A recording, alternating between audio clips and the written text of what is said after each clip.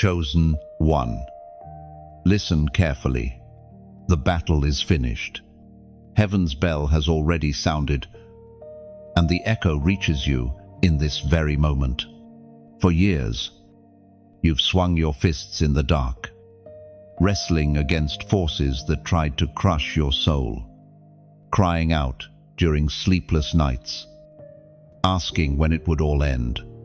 Today is that day. This is not coincidence, it is divine timing. Heaven has leaned close to declare, your war is over. You have endured seasons that broke others. You carried wounds invisible to the world. Yet you pressed forward when quitting would have been easier. But now the page turns. The struggle you thought had no conclusion has been stamped with God's final word, finished.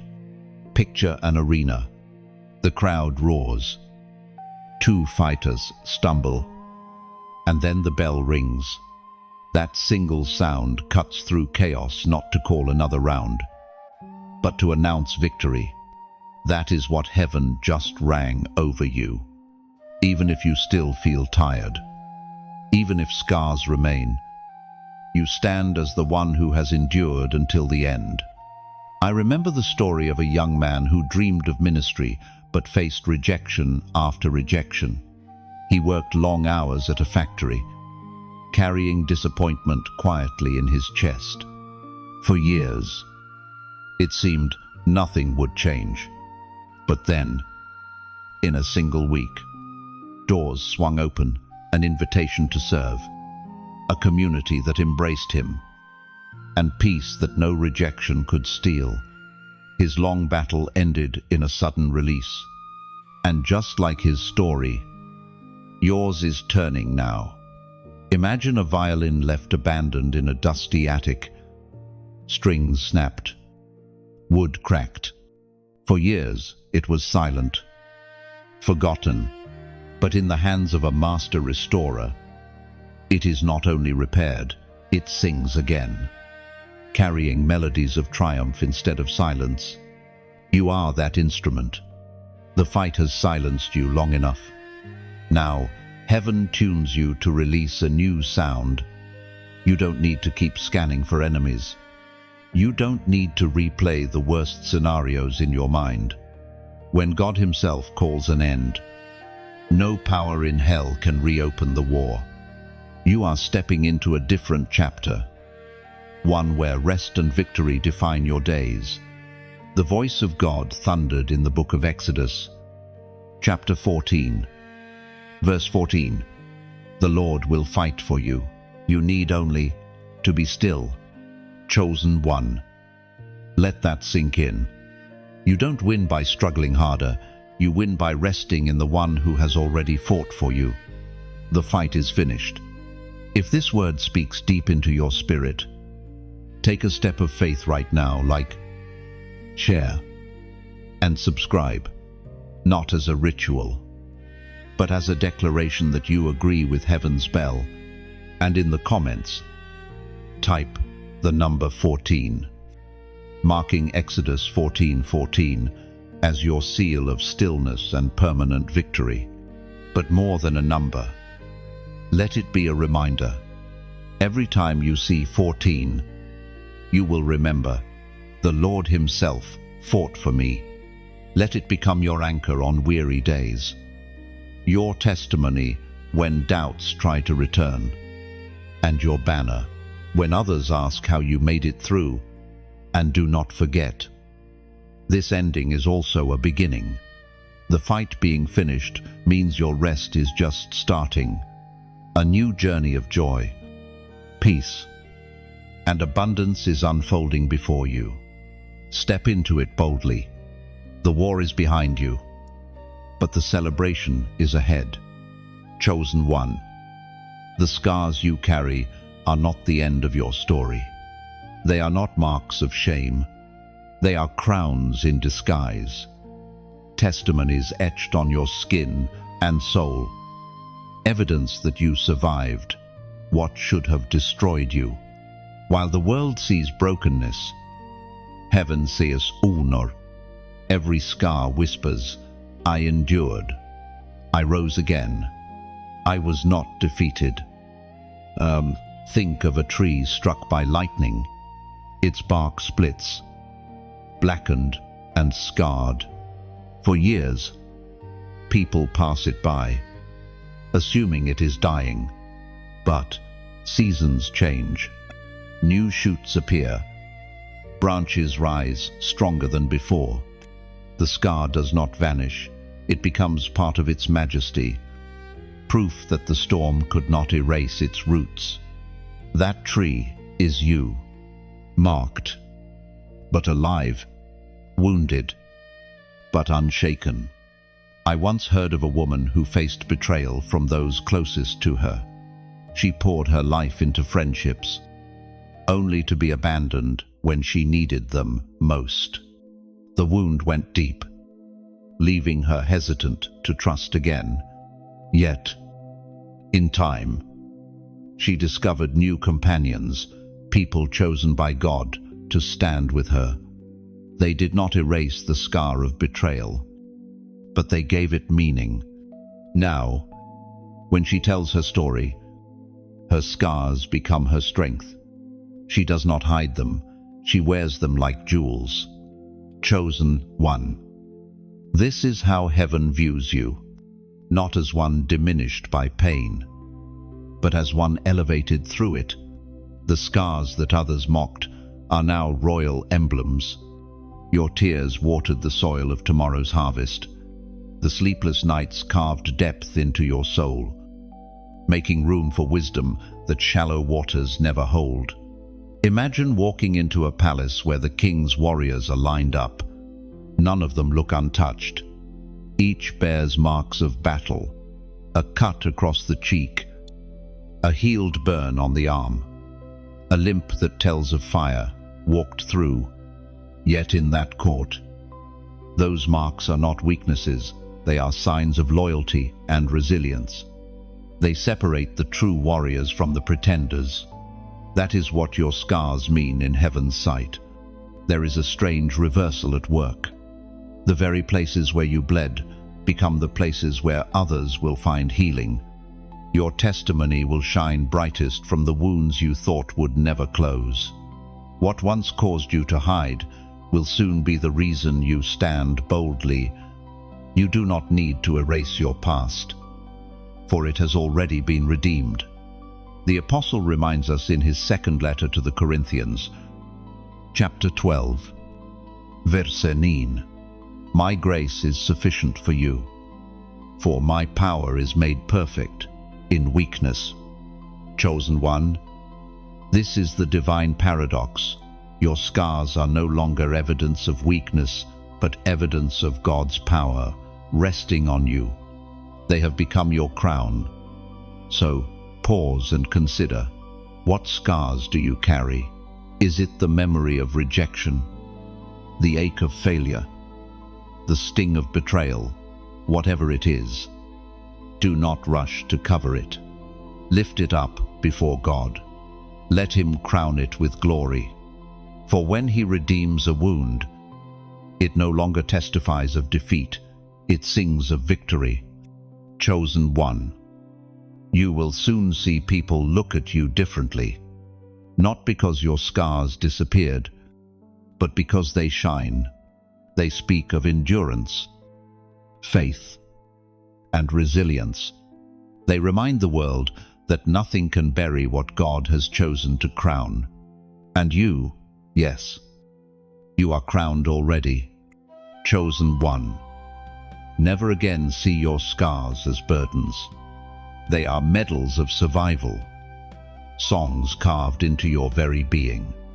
And as you walk forward, those who once pitied you will marvel, for they will see your scars shining brighter than gold. Chosen one. Chains are falling. The grip of hell has been broken, and what once bound you no longer has the power to keep you captive. You may not feel it all at once, but the shift has already happened. In the unseen realm, shackles have shattered. The weight that pressed against your chest, the voices that whispered defeat, The cycles that repeated generation after generation, they are finished. Think of a prisoner who spent years in a cell. He became so accustomed to the walls that even when the door swung open, he hesitated, unsure if freedom was real. That is where many of you stand right now. The prison door is open. The chains are lying on the floor.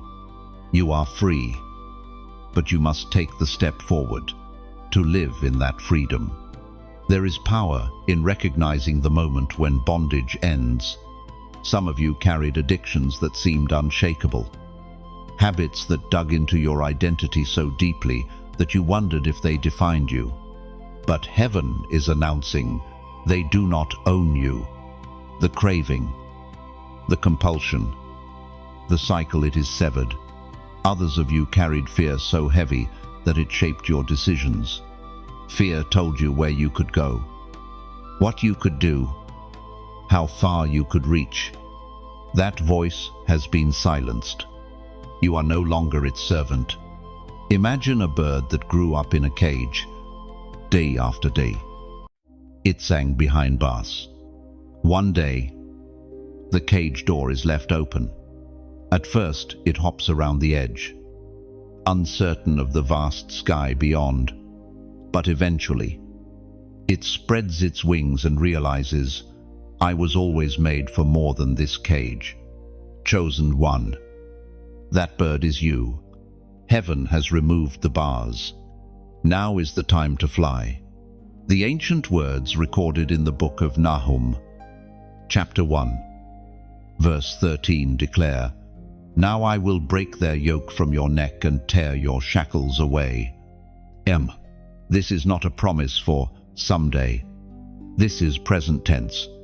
The yoke is already broken. The shackles are already torn. What used to control you no longer has authority. That is why hell fears you. It has lost its grip. Do not minimize what has just happened in your life. The breaking of these chains is not only for your personal relief, it is a testimony for others still trapped. When you speak of your freedom, others will recognize that their own doors are open too. Your liberty becomes a ripple, setting captives free around you. Now, I want you to mark this moment with a prophetic act in the comments.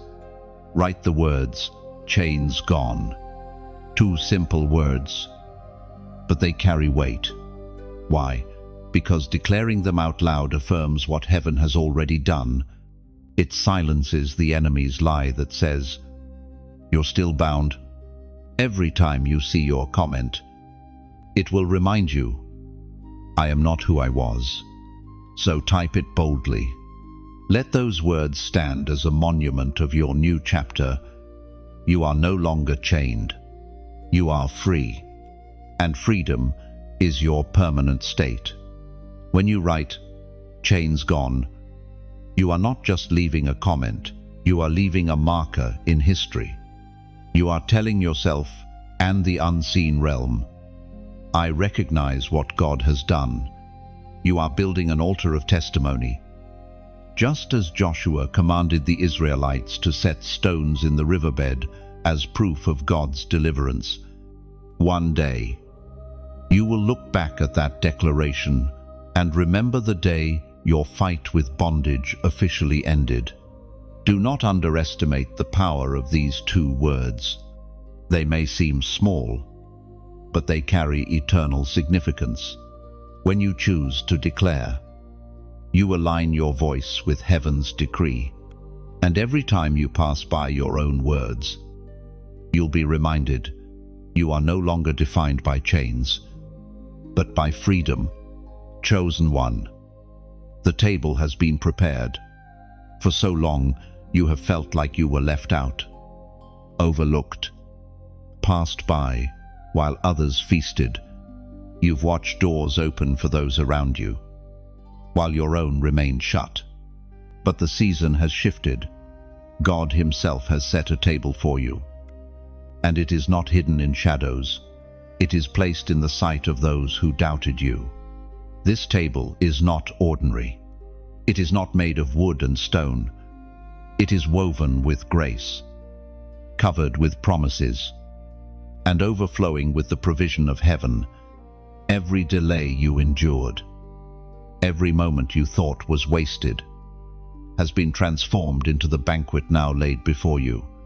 Where you once tasted bitterness, you will now taste sweetness. Imagine walking into a hall where a grand feast is waiting. Plates gleam, cups overflow, music swells in the background. You hesitate, unsure if the seat reserved has your name on it. Then you notice the name engraved on the chair is yours. No one else can sit there. No one else can take what was prepared for you. That is how personal this table is. I recall the story of a man who prayed silently for years for breakthrough in his family.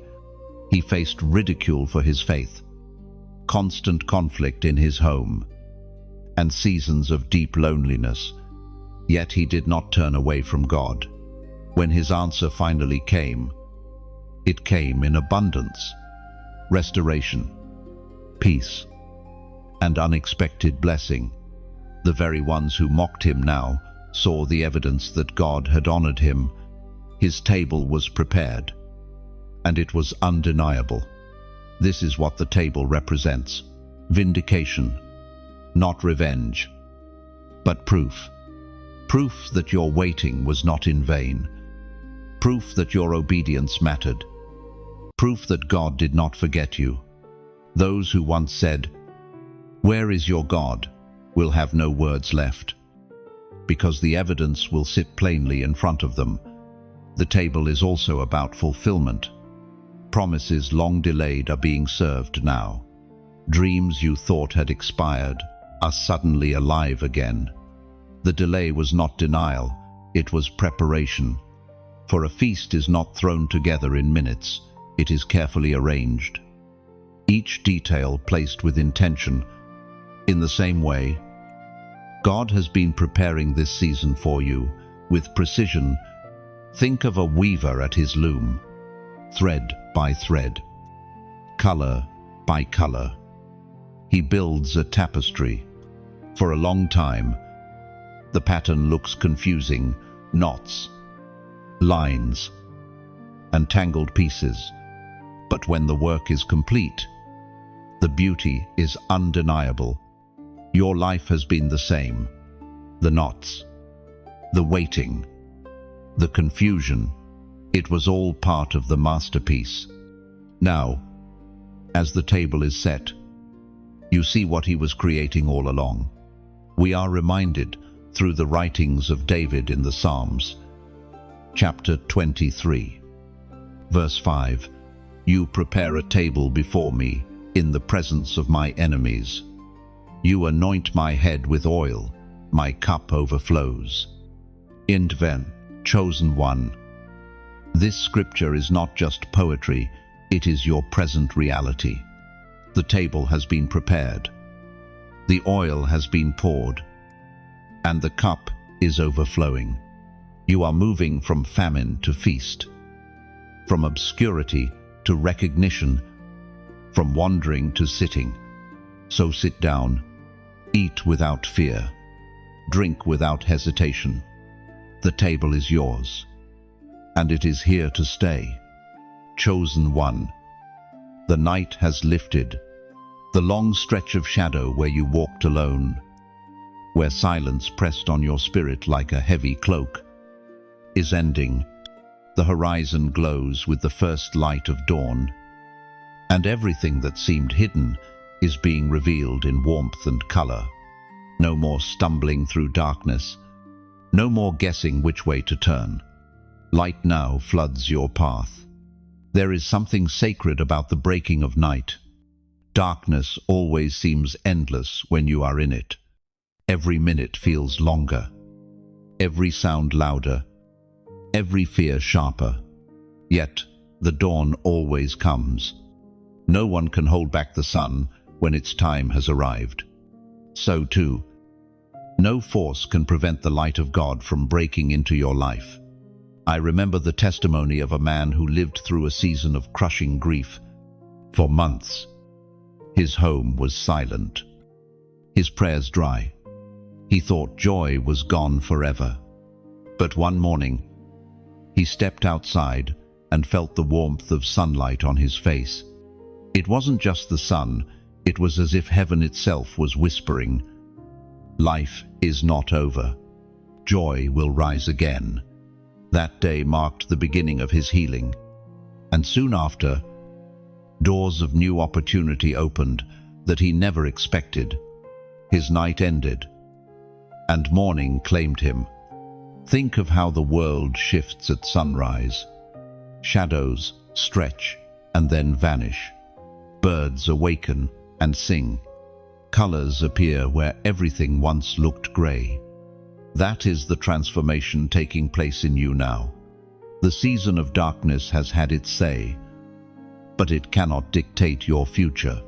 Light has the final word. The Spirit spoke through the prophet Isaiah. Chapter 60, verse 1.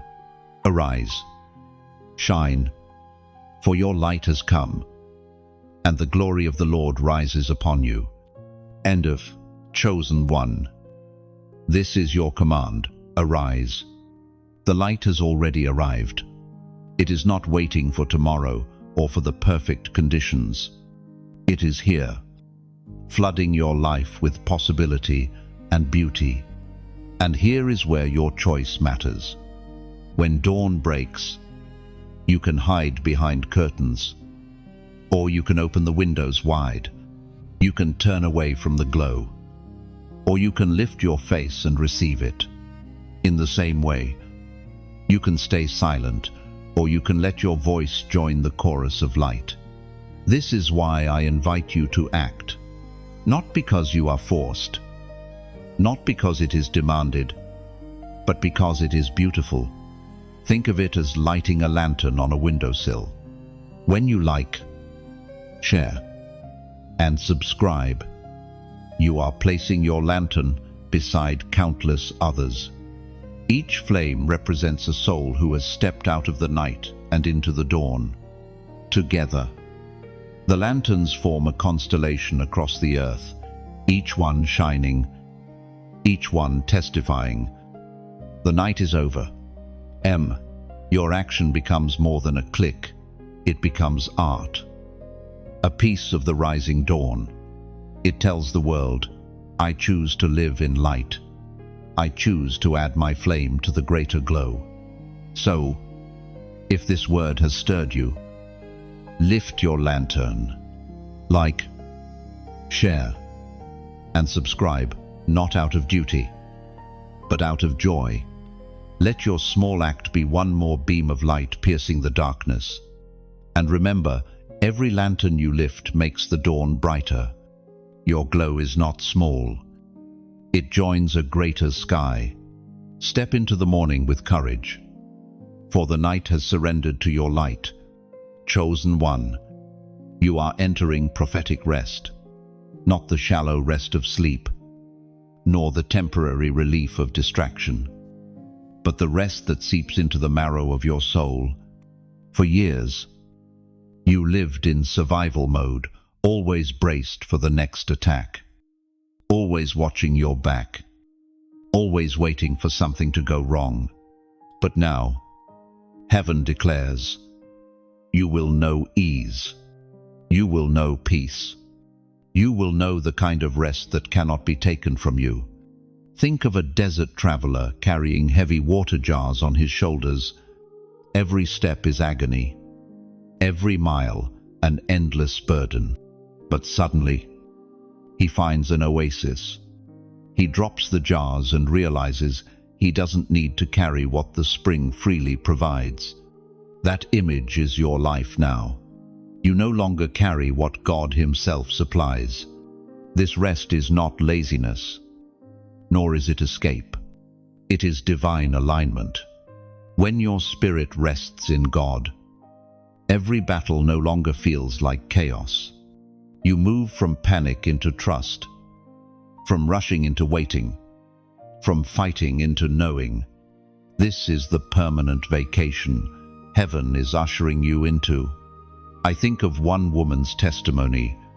She worked tirelessly, running between 2 jobs, caring for her children, pouring herself out until she collapsed into bed each night.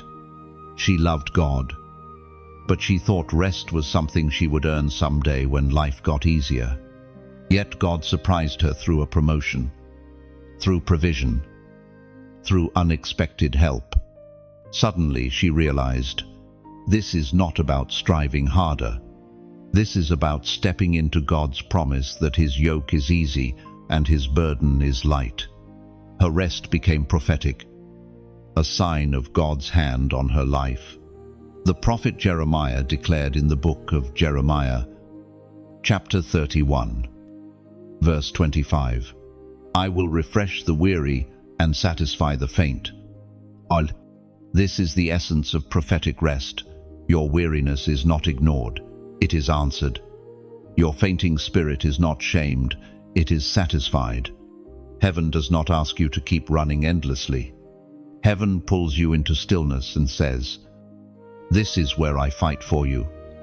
Oh, imagine standing beside a calm river after years of walking in deserts. The sound of rushing water, the cool breeze, the shade of trees nearby. You breathe deeply, and your body knows it is safe to rest. That is the picture of your soul in this season. Chosen one, do not feel guilty for this rest. The enemy will whisper, you're lazy, you're unworthy, you don't deserve peace. But the truth is different. This rest was purchased for you. It is part of your inheritance.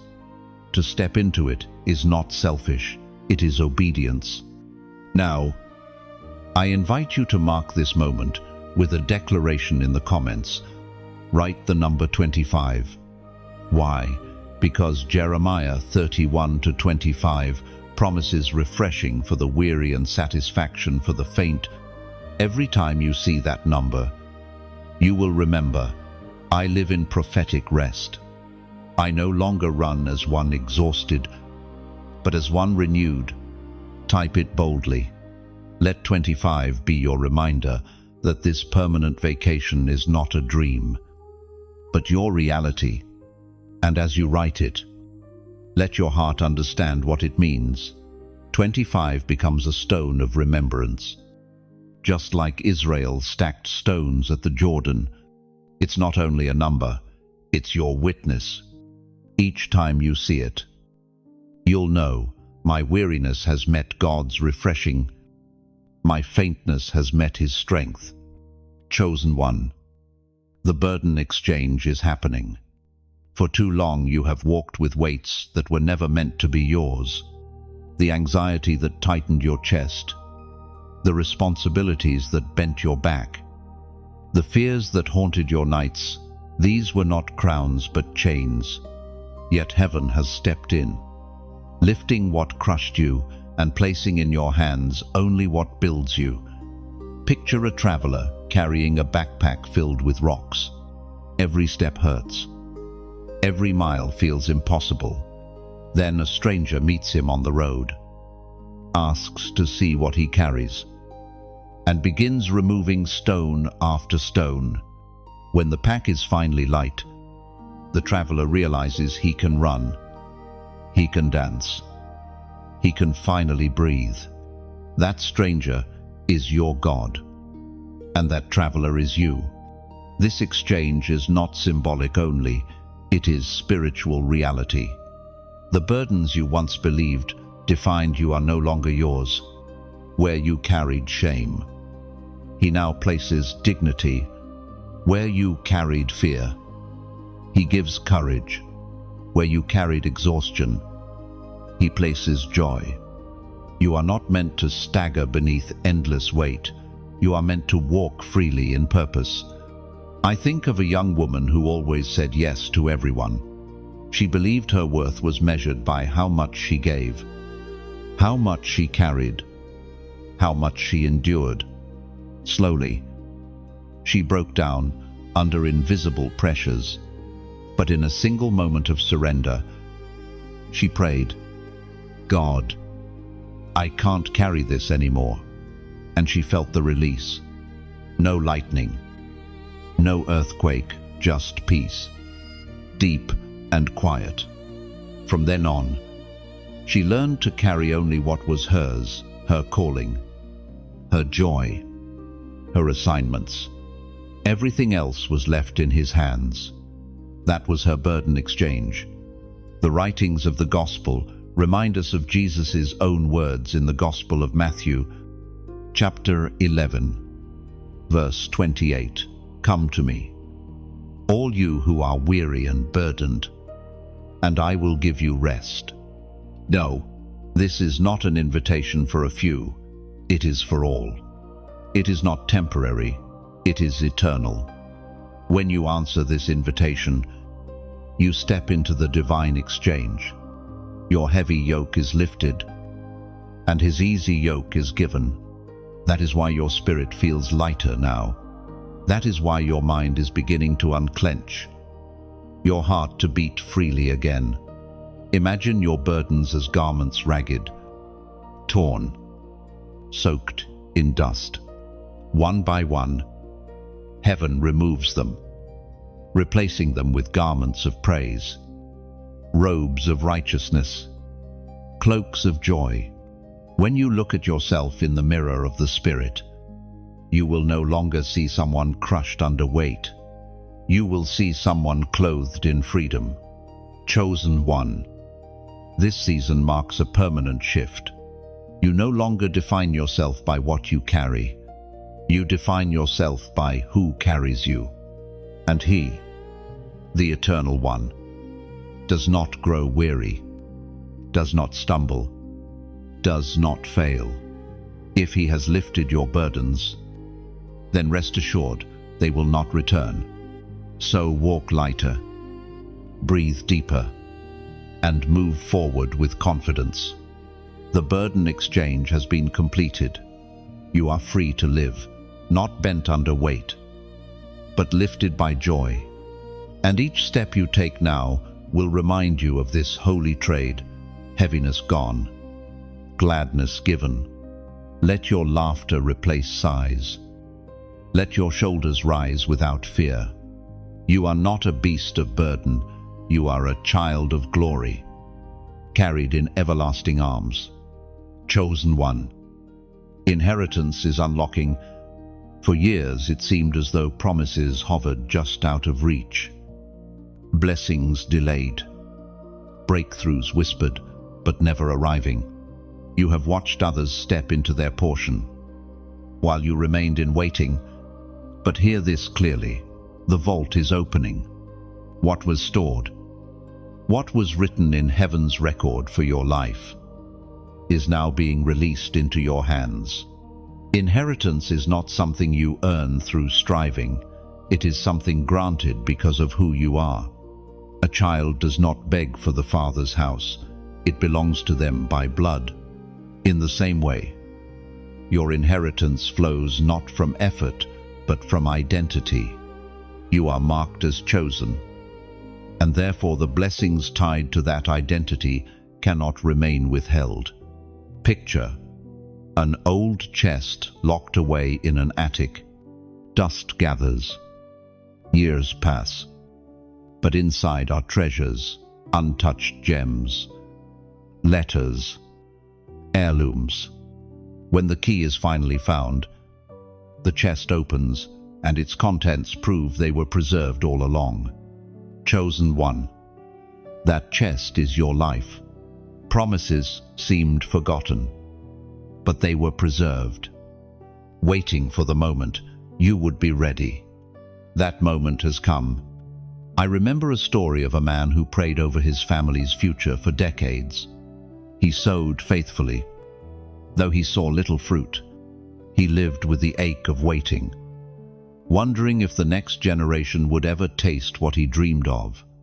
Yet one day, contracts were signed, land was secured, opportunities opened.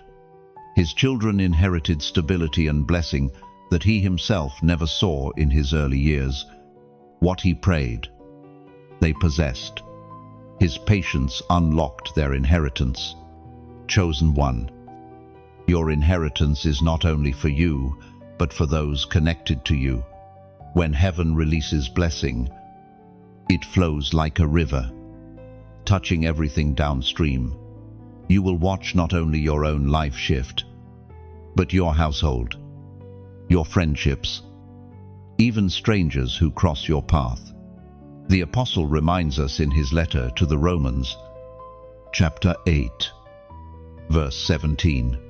Now, if we are children, then we are heirs, heirs of God, and co-heirs with Christ. Oh, this is not theory, it is identity. You are an heir.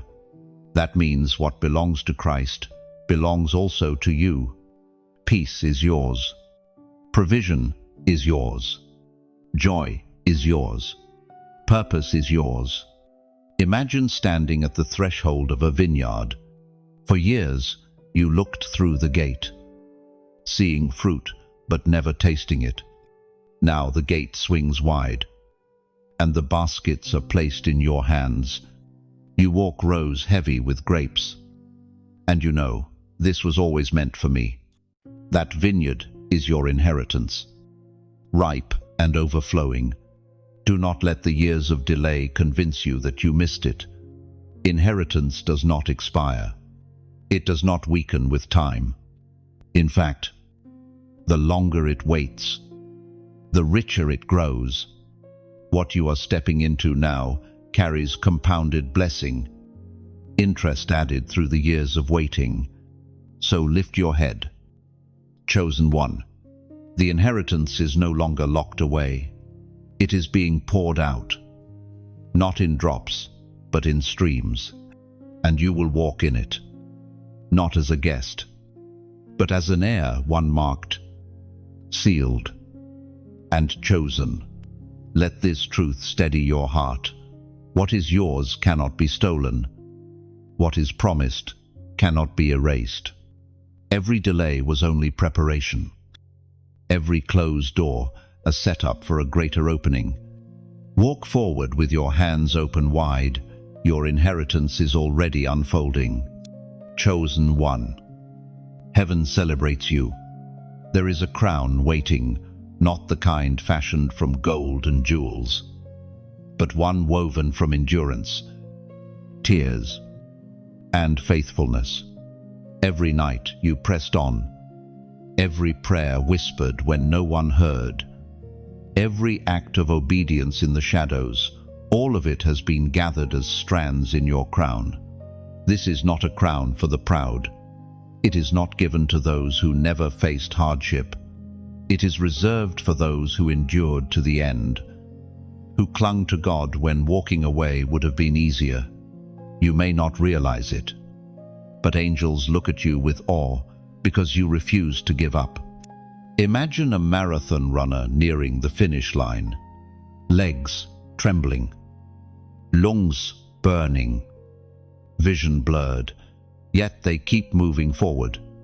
The crowd rises, the atmosphere shifts, and as they cross the line, the medal is placed around their neck.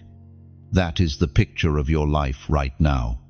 You crossed where others quit. Your endurance has crowned you.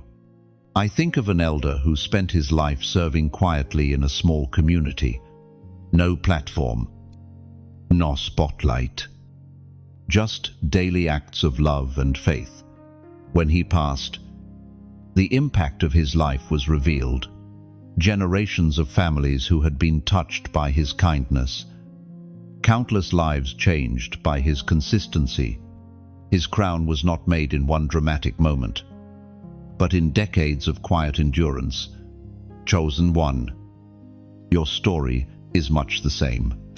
The Apostle Paul wrote in his first letter to the Thessalonians, chapter 2, verse 19, "For what is our hope, our joy, or the crown in which we will glory in the presence of our Lord Jesus when he comes?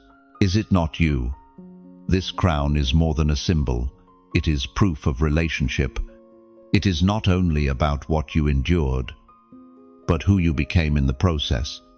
Every scar, every step, every whispered yes to God shaped you into one who now carries a crown of rejoicing. Think of a lamp lit in a storm. The winds rage. Rain beats against the glass. But the flame refuses to die. When the storm finally ceases, that flame still shines. Brighter now, because it survived the dark. That is your crown, chosen one. The proof that nothing could snuff out your light. Now I invite you to mark this truth in a prophetic way. Go to the comments and write, "My crown," 2 simple words. Yet they hold weight. By writing them, you are not only acknowledging the reward prepared for you, you are claiming your identity as one who endured.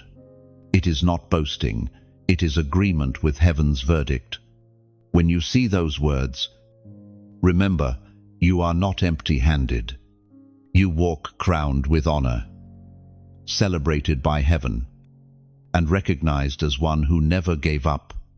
And understand this clearly, declaring, "My crown is not about pride. It is about recognition."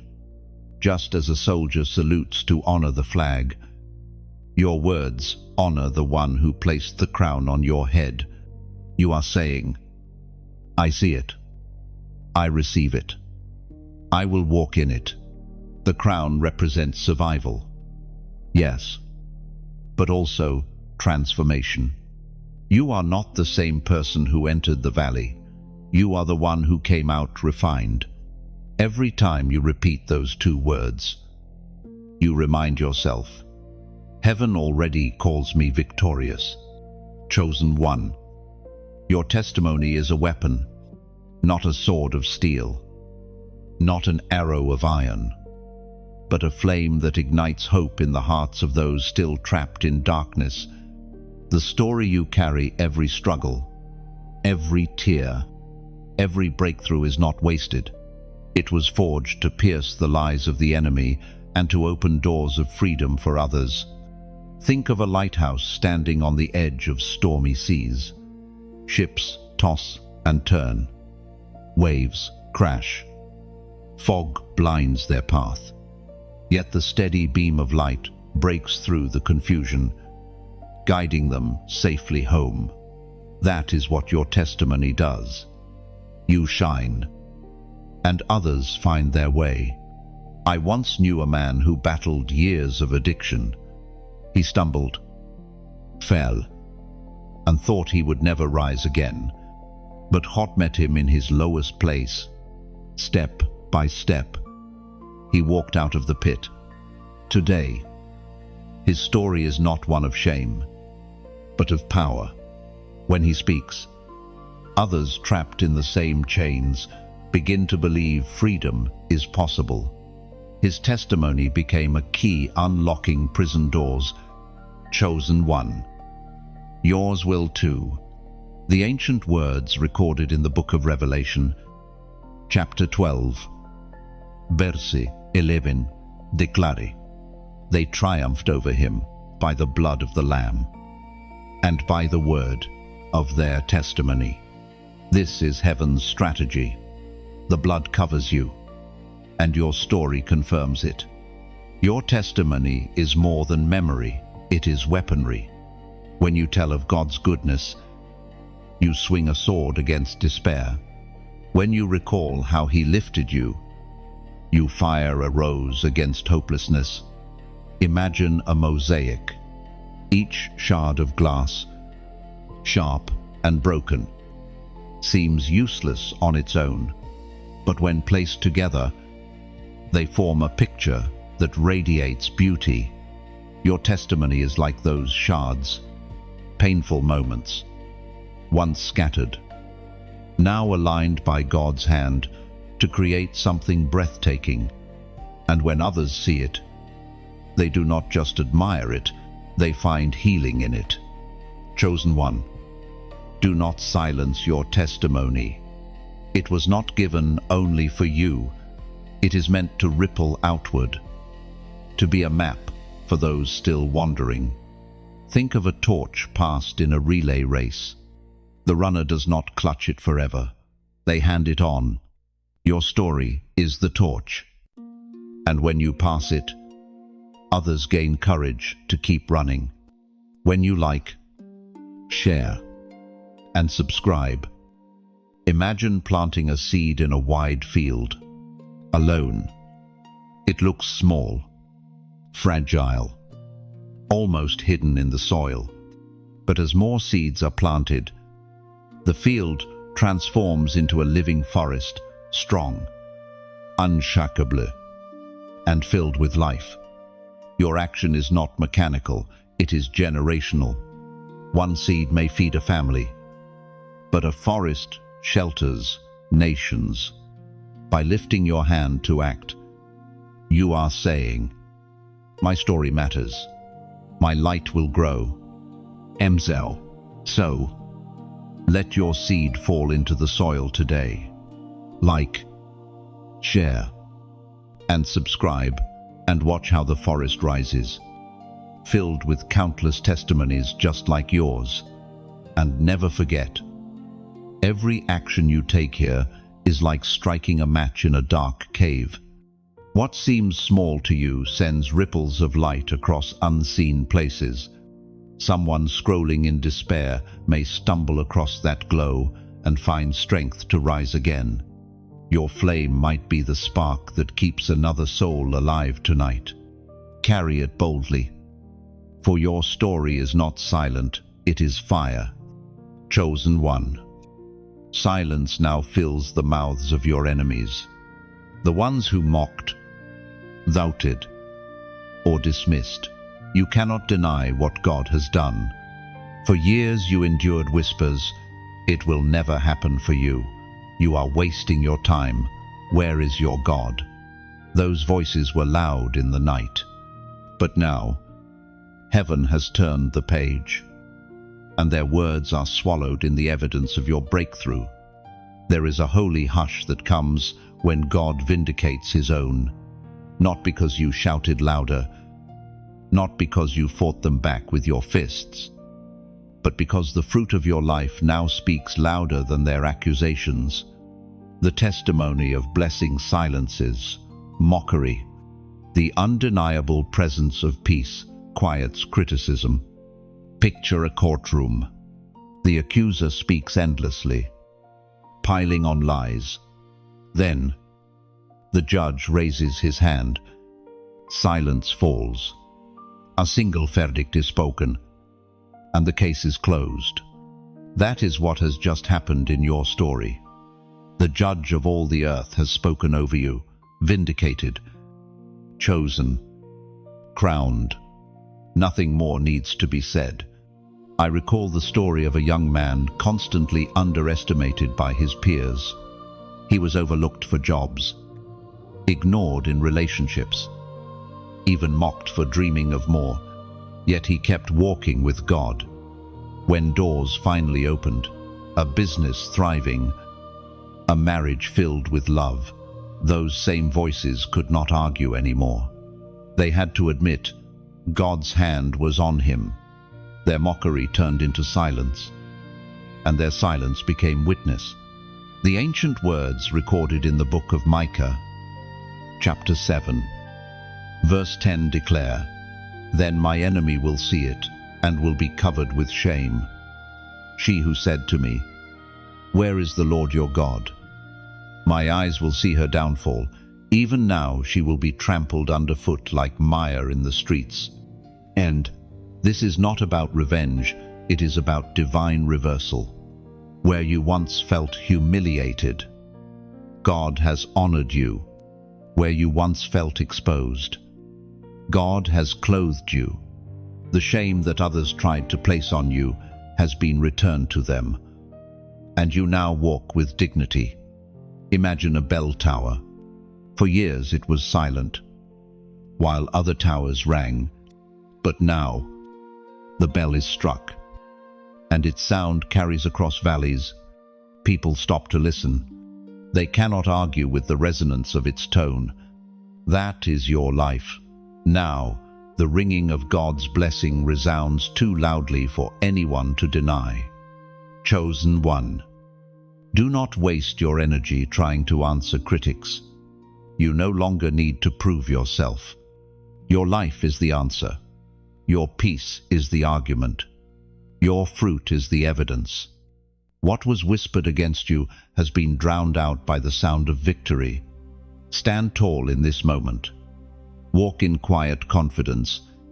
Let silence speak for you. For the mouths that once cursed, you are now closed. And the same silence they left behind becomes your platform to declare, God has been faithful, and his faith will never fail me. And let this be clear, your vindication is not for the sake of pride, but for the glory of God. Every eye that doubted now becomes a witness. Every critic becomes an unintentional herald of your testimony. Their silence is proof that heaven's hand is stronger than man's judgment. When you walk forward, walk knowing God himself has answered on your behalf, and no one can overturn his verdict. Chosen one. Heaven is sealing your season with signs. What you are stepping into is not a fragile dream, but a prophetic reality. And heaven has chosen to confirm it with markers along the way. Numbers are not accidents, they are patterns. Fingerprints of God scattered through your journey.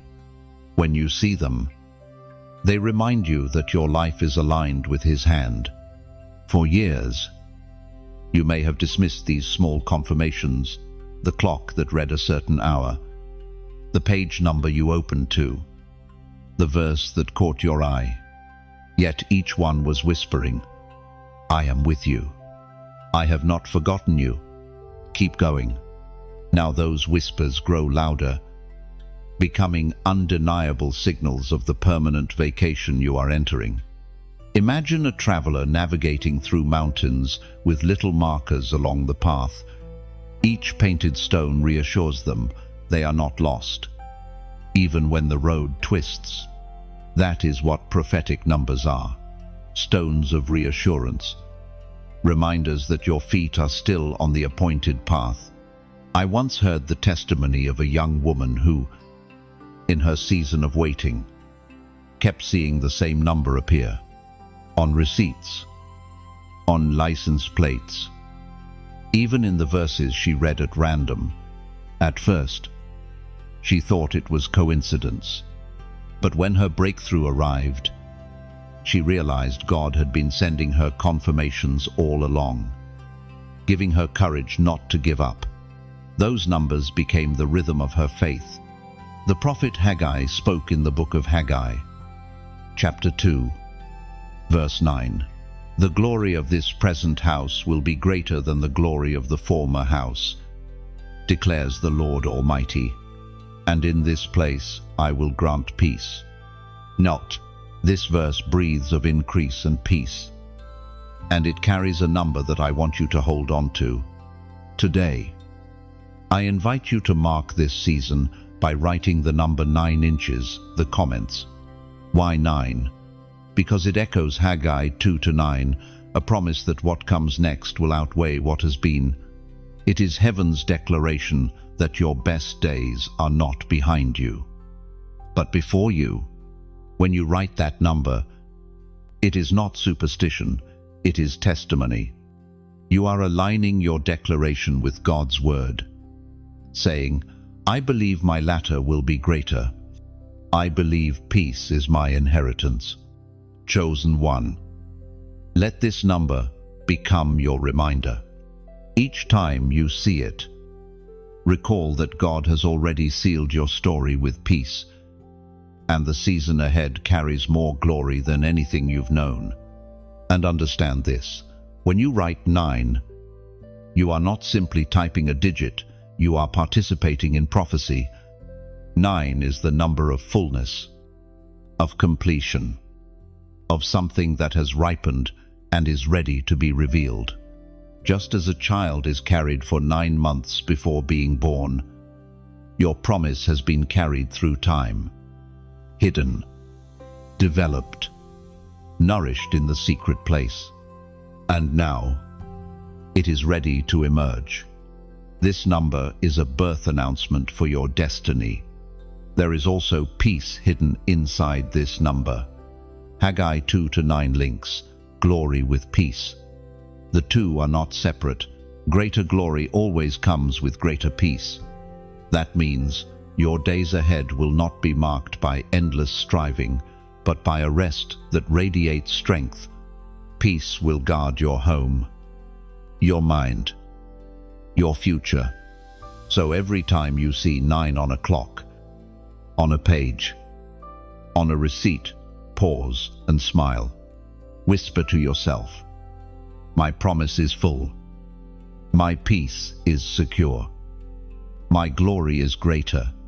Heaven is not just speaking, it is confirming, marking your life with undeniable signs of completion. Chosen one.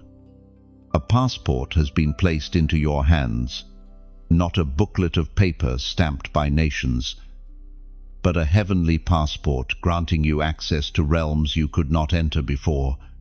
For years, doors seemed locked.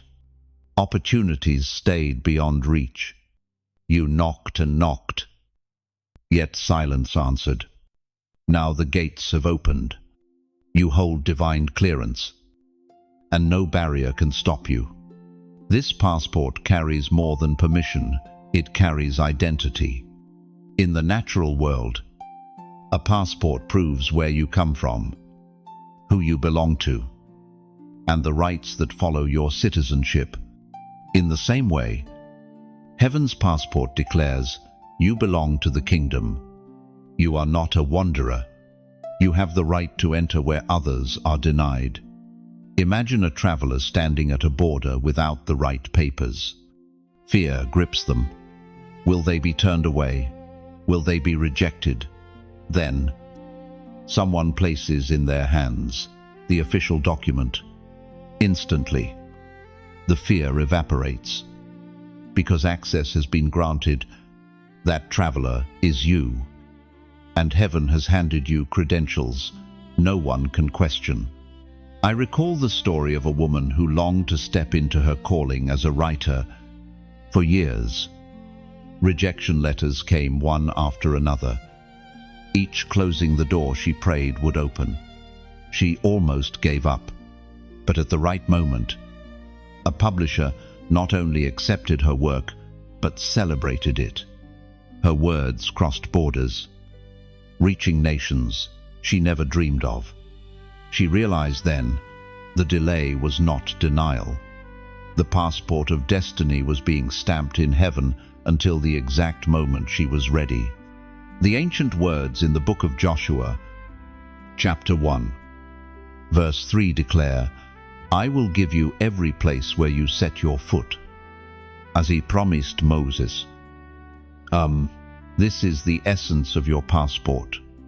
Every step you take now is not guesswork, it is territory claimed.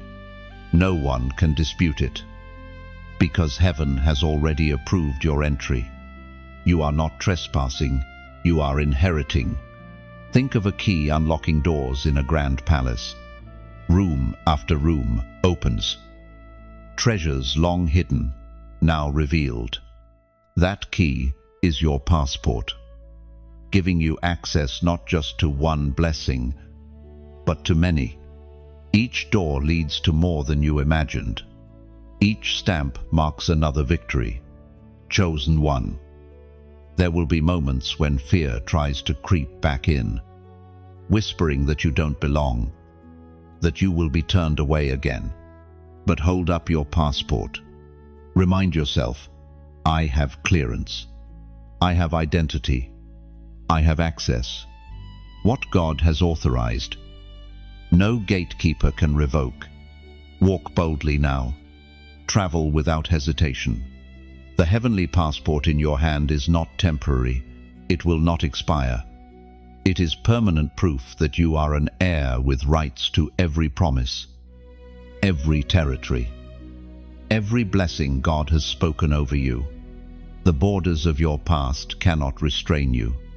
The limitations of others cannot define you. You are free to move. And consider this: every new place you step into is not only for your sake, but for those who will follow behind you. A pioneer's passport opens paths for a whole generation. Where you go, others will go. What you unlock, others will inherit. This is why your steps matter so deeply. You are not simply traveling, you are mapping roads for others. Chosen one, carry that passport with reverence. It is not paper, it is power. It is proof you belong, that heaven's gates are forever open, and your journey is unstoppable. Chosen one, peace has wrapped itself around you like a mantle, not the fragile calm that breaks with the first sign of trouble, but the kind that lingers, steady and immovable. Even when storms rage outside, this peace does not make sense to the world. It cannot be explained by logic or circumstance. It is a gift that flows from heaven's throne and rests upon you now. For years, your mind has been a battlefield, thoughts racing, fears multiplying, doubts whispering louder than truth. You carried the weight of what if and what next, and it robbed you of rest. But now, heaven silences the noise. The Prince of Peace steps into your inner chamber and commands every storm to still. Imagine standing beside a lake at sunrise. The water, once restless, is now glass. Reflections of trees and sky ripple gently, untouched by chaos. That is what God is shaping inside you, stillness that reflects His glory. I remember hearing the testimony of a man who survived years of conflict in his country. Bombs fell. Uncertainty ruled. And every day was a question mark. Yet in the middle of all this, he spoke of a strange calm that carried him. Friends and neighbors panicked. But he prayed with confidence. "I don't know why," he said, "but I felt safe." That peace preserved him when everything else was collapsing. The writings in the book of Philippians, chapter 4, verse 7 declare, "And the peace of God, which transcends all understanding, will guard your hearts and your minds in Christ Jesus." Oh, this peace does not erase problems. It transforms how you walk through them. It is a guard, standing, watch over your heart and mind, refusing to let fear breach the walls. Where once your thoughts spiraled, now they settle. Where once anxiety dictated your steps, now stillness leads you forward. Think of a fortress with thick walls, impenetrable by arrows or fire. Inside, people sleep soundly, though war rages outside. That fortress is your soul, guarded by peace that does not crumble. It is not the absence of battle, but the assurance of safety. Chosen one, you must learn to trust this peace. Do not question it, as if it is too good to be true. Do not push it aside, thinking you need to stay alert to survive. Rest is not weakness, it is faith. Peace is not denial, it is victory. Your life will soon become a testimony of this stillness.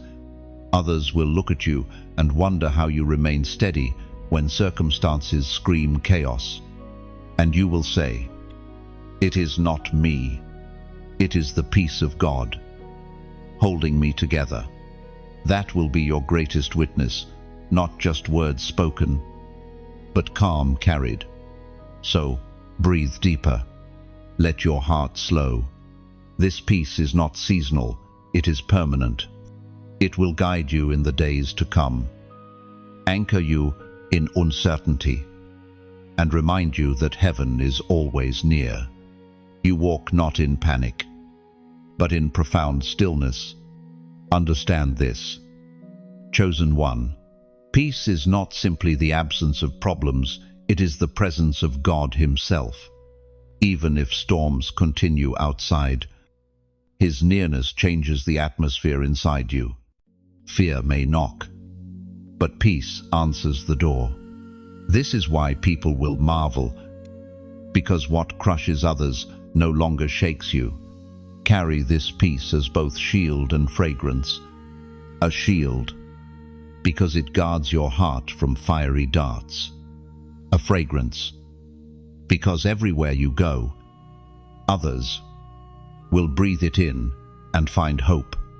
You do not just live in peace, you become a vessel of it, releasing calm wherever you step. Chosen one, the call is going out. It is not a whisper, but a trumpet blast, summoning every heart that knows it was made for more. You have been carried from shadows into light, from endless battle into a season of rest.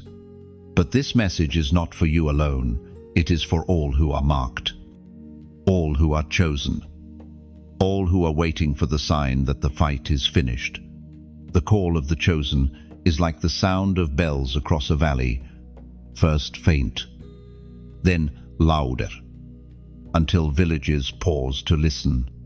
It is a sound that says, "Come." It is time. The struggle is over. The table is ready. Your life now becomes part of that ringing chorus. I think of a soldier who returned home from war. His uniform was tattered, his boots worn thin. Yet, when he entered the village square, he was met not with silence, but with song. Children danced, elders wept, neighbors embraced him. His return was not just personal victory, it was communal celebration. Chosen one. In the same way, your breakthrough is a banner that rallies others. The Word of God declares in the book of Zechariah, chapter 9, verse 16, "The Lord their God will save His people on that day. As a shepherd saves his flock, they will sparkle in His land, like jewels in a crown." This is the image of your call. You are not hidden in shame, you are sparkling as a jewel. And when light hits a jewel, it does not shine for itself, it refracts in every direction, scattering beams far beyond itself. That is your destiny. Your testimony multiplies. Your light awakens others. Now let us speak of action. When you like, share, and subscribe, do not think of it as mere buttons pressed. See it as ringing your bell in the valley. Each click is a chime that joins the symphony of chosen ones across the earth. The louder the bells, the more wanderers hear the sound and find their way home. And when you comment, let it not be random. Write the words, "I am ready." Simple, short, but carrying eternity's weight. You are declaring before heaven and earth that you answer the call. You are stepping out of silence into song, out of shadow into radiance. These words are your banner raised high, signaling, "I belong to the company of the chosen, chosen one." This is not coercion, nor is it obligation. It is beauty. It is freedom. It is the chance to let your light join the constellation of others who refuse to give up. Every like is a spark, every share a ripple, every subscription a seed planted in unseen ground. Together, they form a movement of sound and light, a family bound not by chance but by divine design. So, raise your bell, let your jewel shine, and answer the call with joy. Like, share, comment, I am ready, and subscribe, not because you must, but because you choose to. And as you do, remember, heaven hears the sound, and the earth will feel its echo. And never forget, every small act becomes part of a greater chorus. Your single bell joins countless others until the valley shakes with song. What seems simple in your hands becomes thunder in God's hands. You are not only responding, you are helping awaken the multitudes who have been waiting for this call. Chosen one, the time of departure has come. Not a departure into exile, not an escape into hiding, but a glorious departure from warfare into celebration. For years, you have lived in a battle stance, shield raised, sword drawn, heart braced. Every day felt like a fight for survival. But now, heaven has sounded the trumpet of release. You are stepping out of the battlefield and into the banquet hall. Imagine a soldier at the end of a long campaign. His armor is dented, his hands are calloused, his eyes weary from nights without rest. Then comes the order. Lay down your weapons. The war is over. Slowly, he removes the helmet, the breastplate, the heavy boots. Relief floods his body. The fight no longer defines him. That is your reality now. No longer a warrior trapped in endless combat, but a victor invited to celebrate. I remember hearing of a woman who prayed faithfully for decades for her family's salvation. She endured ridicule, disappointment, and moments of despair, but she did not stop. When the breakthrough finally came, her children turning their hearts to God, reconciliation in relationships once broken, she felt as though she had stepped out of a lifetime of fighting into a feast of joy. Her departure from warfare was not loss, but reward. The ancient words recorded in the book of Hebrews, chapter 4, verse 9, remind us, there remains then a Sabbath rest for the people of God. This Sabbath rest is not merely a day of the week. It is a dimension of life where striving ends, where battles cease, where celebration begins. It is the inheritance promised to all who endure. You are entering this rest, not as a guest who visits occasionally, but as a resident who belongs there. Think of a ship leaving the stormy seas behind. Sails torn, but still upright. Ahead lies a harbor. Calm waters glistening under the sun. Music and voices welcoming the weary crew home. That harbor is your destination. You are not meant to wander endlessly in the tempest. You are meant to dock, to rest, to rejoice. Chosen one. This departure is also a transformation. You will notice your prayers changing from desperate pleas to songs of gratitude. You will notice your mind shifting from constant vigilance to quiet confidence. Even your body will feel the shift. As the stress of warfare lifts and peace takes its place, do not resist this change by clinging to old patterns. Some warriors, after the war ends, struggle to adjust. They keep scanning the horizon for enemies who are no longer there. Do not let fear convince you. The battle will return. When heaven says the fight is over, it is truly finished.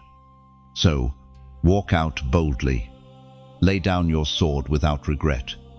Step into the music already playing, the feast already spread, the joy already waiting. Your departure from warfare is not the end of your identity, it is the beginning of your glory. This moment is sacred. Every dent in your armor becomes a story of survival. Every scar, a medal of honor. You are not leaving the battlefield empty. You are carrying treasures forged in fire. Lessons written in blood and tears. These are not burdens. They are jewels adorning your crown. And as you leave, notice the shift in your atmosphere. Where there was tension, there is laughter. Where there was suspicion, there is trust. Where there was exhaustion, there is strength renewed. This is the evidence that your season has changed. The battlefield is behind you, and celebration stretches before you. Chosen one, breathe deeply now. This departure is not just escape from war, it is your entrance into destiny. Let the sound of drums and singing replace the clash of swords. You are free to dance, free to feast, free to rejoice. The fight has ended, and your glory begins. Chosen one, you have reached the eternal vacation. This is not about palm trees and beaches, though such images may help you understand. This is deeper, an everlasting rest that no storm can shake. No enemy can steal. No shadow can invade. The fight is finished. Not only for a season, but forever. You are stepping into the fullness of peace that was promised from the beginning. Your journey has been long, filled with valleys and mountains, deserts and rivers. There were days you doubted you would see this moment.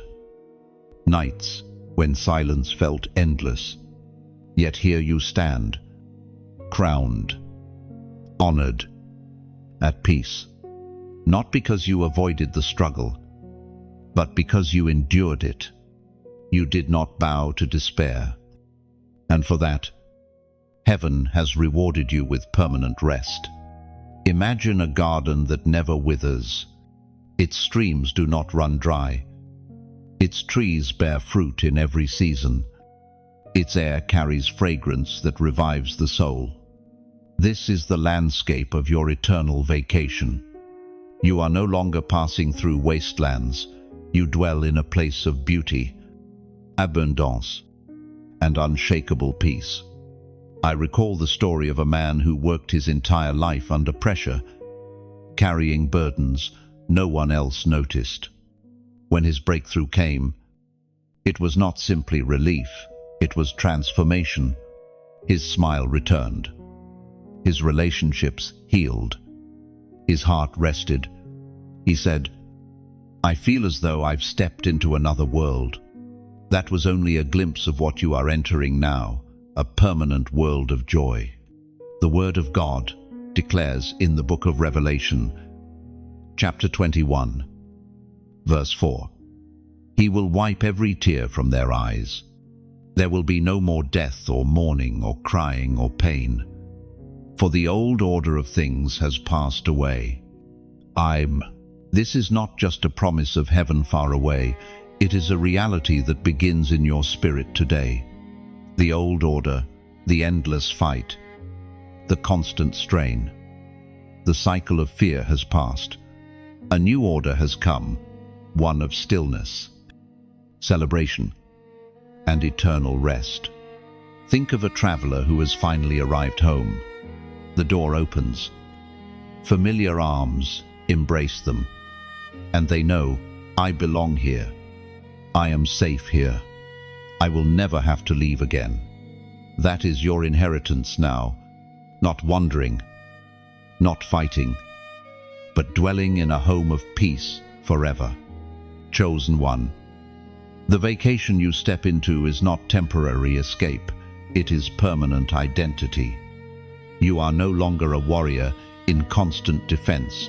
You are a son, a daughter, at rest in the Father's embrace. Eternity does not begin when you die.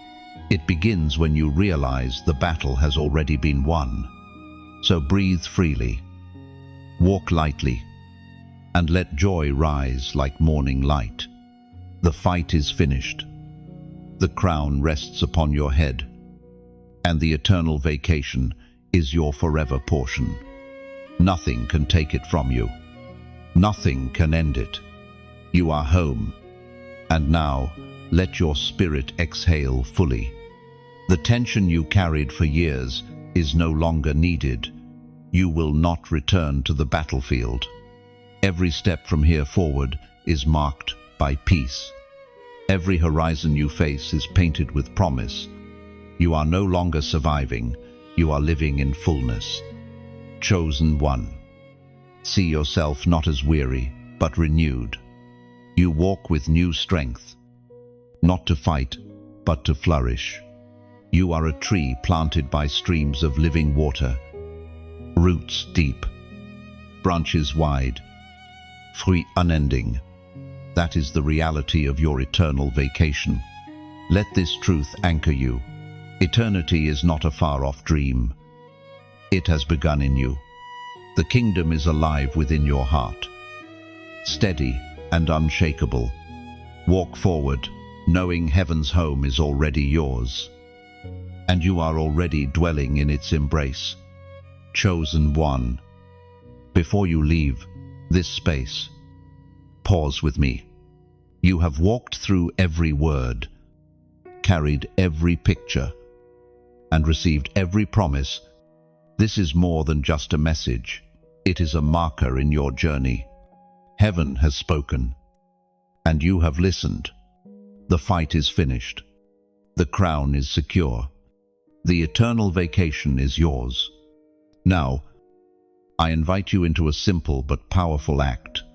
When you like, share, comment, and subscribe, do not see it as routine. See it as planting your flag on the mountain you've just climbed. Your like is the footprint that says, I was here, and I received this word. Your share is the ripple that extends light into someone else's valley. Your comment is the echo of your voice, joining the chorus of chosen ones across the earth. And your subscription is not just following a channel, it is choosing to stay in step with the flow of messages. Heaven continues to release. Think of it as lighting a beacon on a hill. One flame alone may seem small, but when joined with thousands, it becomes a blaze, visible for miles. Each act is voluntary, beautiful, and eternal in its impact. No one compels you, it is your choice. And in choosing, you declare, I will not let this word end with me, I will carry it forward. Learn. So, as you step away, let your final act here be one of agreement and testimony. Like, share, leave your comment, and subscribe. Let it be your amen, your seal, your joyful response to the call of the chosen. And as you do, may heaven's peace, strength, and glory rest upon you now and always.